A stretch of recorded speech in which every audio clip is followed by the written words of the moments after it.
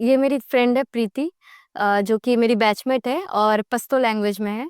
तो प्रीति बताएगी कि पश्तो में वो क्यों आई और कैसे आई अभी।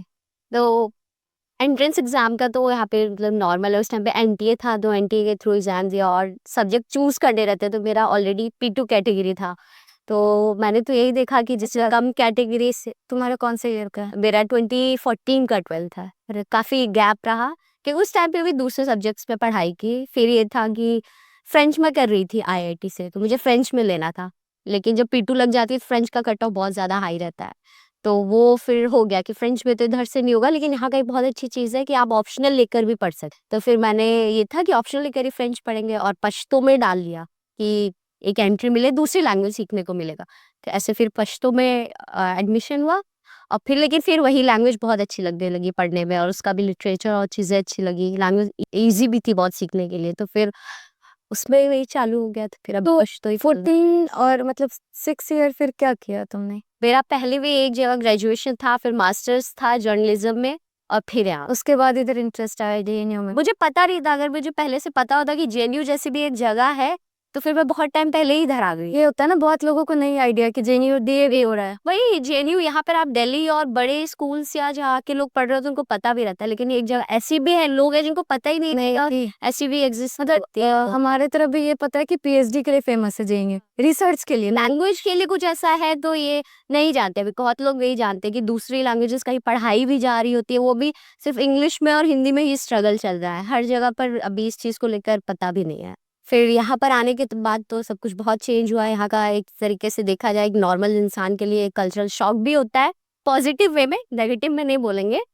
क्योंकि स्पेशली अगर लड़की के लिए देखा जाए, यहाँ पर आकर जो उसको फ्रीडम मिलती है, अपने लिए डिसीजन लेने की जो भी आज़ादी मिल रही है, जो वो कर रहा है, तो बेस्ट है यहाँ का। और अब नॉर्मली ये नहीं करने के लिए मिलता है। मुझे ऐसा लगता है कि जो बाहर के लड़के हैं डीयू के, हाँ, अभी हम लोग नॉर्मली इसी में वीडियो शूट कर रहे हैं जो हम रूम में पहने थे, ये ऐसे रेन्यू है। वैसे ही निकल आ रहे हैं जेनी पे यार बट। और डीयू की लड़कियां जब आप देखेंगे तो इतना मतलब हमेशा रेडी मिलेंगी आपको।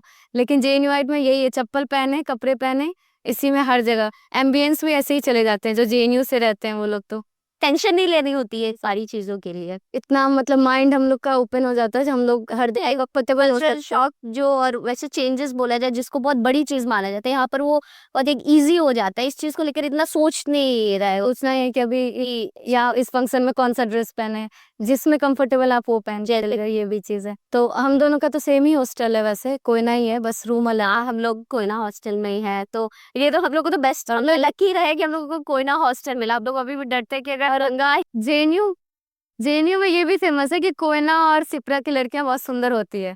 ये भी लड़कों में फेमस है जेएनयू में, है या नहीं? हाँ, ये तो हमारे मतलब हम दोनों जैसे एक ही हॉस्टल में है, तो मेरा तो फर्स्ट विंग में है। आया मैंने तो, ये फ्रीडम आपको अगर बाहर रह रहे हो तो नहीं मिलेगी। एक हॉस्टल एक रूम मिल गया, आप वही रहो। मेरे को यहाँ आए हुए 3 साल हुआ है, 3 साल में मेरा 3 रूम चेंज हो गया है। मतलब ये अच्छी, ये आपको नॉर्मली कहीं नहीं मिलेगा। अगर बाहर रह रहे हैं तो एक रूम जा रहे हैं, बहुत सोचना पड़ता है। पर ये बहुत अच्छी चीज है, आप किसी के साथ रह रहे हो, आपको कोई दिक्कत हो रही है, कुछ भी आप चेंज कर सकते हो। केयरटेकर को फोन करते हैं। हाँ, बहुत यहाँ पर बहुत ज्यादा हेल्पफुल सारी चीजें रहती है। जो सबसे बेस्ट चीज है खाने के लिए, जो अगर बोल सकते हैं, पहली बात तो कि जो बहुत महंगा नहीं है। अगर हम लोग बाहर रह रहे हैं, सेम चीज खा रहे हैं, तो महंगा पड़ता है।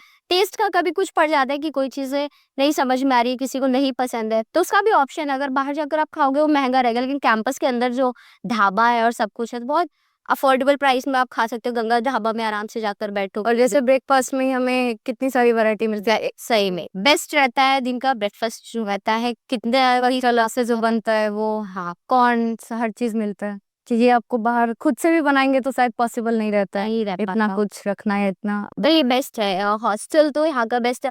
सबसे बाद आप सबसे घुल मिल सकते हो, इतनी छत बे रहते आपको एक अलग किटी पार्टी के लिए अलग जाकर नहीं ढूंढना है आपको। सारी लड़कियां और सबके छत पे टहलते हुए, आपको जिससे भी बात करनी है या कुछ करना है, टहलते हुए मिल जाएंगे।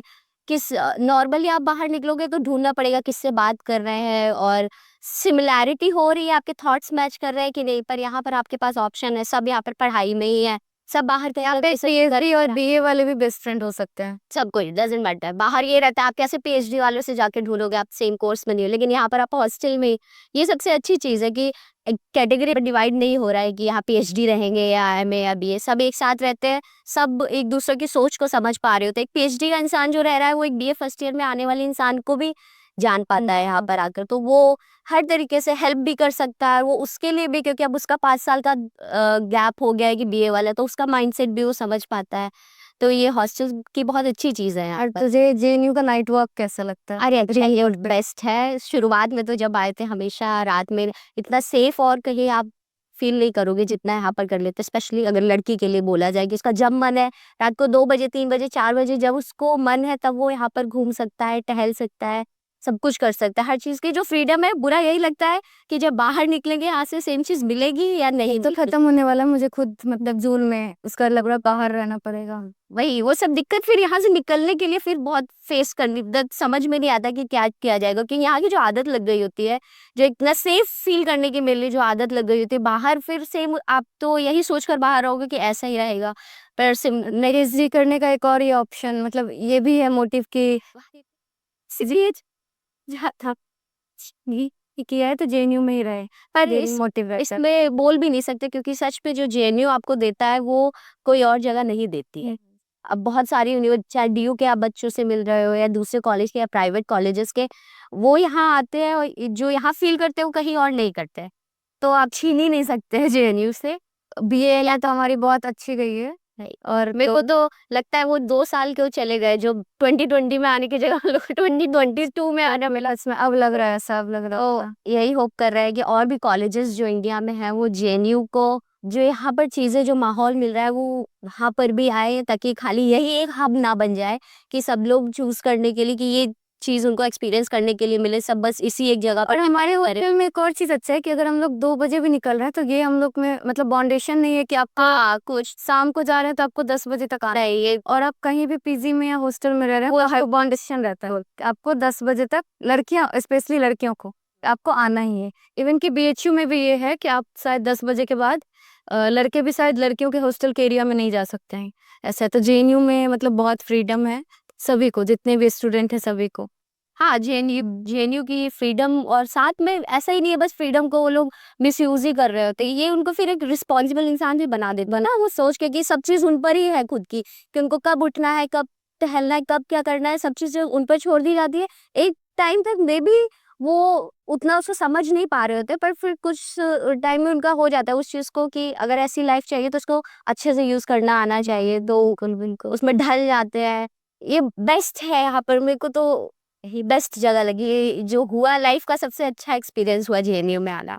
जेएनयू मतलब जेएनयू में रहते हुए मुझे लगता है कि जेएनयू के जितने बच्चे हैं, मतलब मैं अपने पे बोल रही हूँ कि अभी तक मैंने पूरा दिल्ली नहीं घुमा है, निकलने का मन ही नहीं करता है। हाँ, दिल्ली में इसको हम लोग पॉजिटिव भी बोल सकते हैं, नेगेटिव भी, क्योंकि यहाँ पर सब कुछ इतना मिल गया कि अब हम बाहर देखना ही नहीं यार। मतलब डीयू या फिर अदर यूनिवर्सिटी जितने भी प्राइवेट एमईटी वगैरह, वो लोग इतना घूमते हैं, जो भी मेरे फ्रेंड्स वगैरह हैं, लेकिन हम लोग इस कैंपस में ही रहते हैं क्योंकि हर चीज यहाँ पे है। यही पर सब कुछ अवेलेबल है। अगर मान लो पार्लर भी है तो पार्लर भी है, मतलब पार्लर भी हमारे कैंपस में ही है।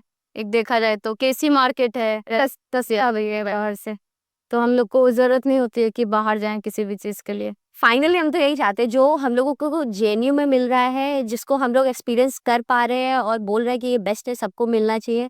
तो यही रखते हैं कि और भी कॉलेजेस बने, वो ऐसे बने, गवर्नमेंट भी इस चीज़ की रिस्पॉन्सिबिलिटी ले कि वो भी इस चीज़ को एक्सपीरियंस कर पाए और इंसान की लाइफ पर एक पॉजिटिव इम्पैक्ट डाले।